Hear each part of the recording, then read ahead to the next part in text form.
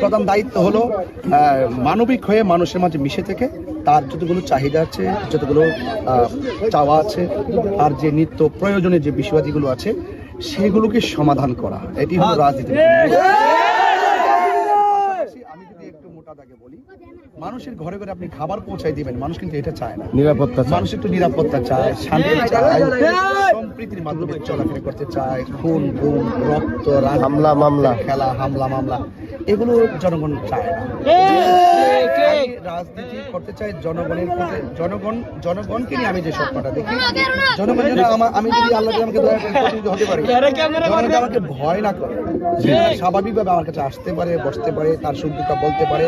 আমি যেন তার কাজে হাতটা বলে যেন তাদের সমস্যাগুলো নিজে শুনে তাদের যে মৌলিক চাহিদাটাগুলো যেন আমরা পূরণ করি, এটাই হলো মূল।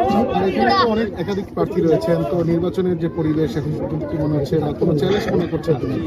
আমি আমার কাজ করে যাচ্ছি, আরও যারা আছেন তারা তাদের কাজ করে যাচ্ছেন, আমি আমার চেষ্টা করে যাচ্ছি। আর উপরওয়ালা যিনি যা পরিকল্পনা রেখেছেন তাই হবে। তবে সবাই তো আর বিজয় হবে না, একদিনই তো হবে।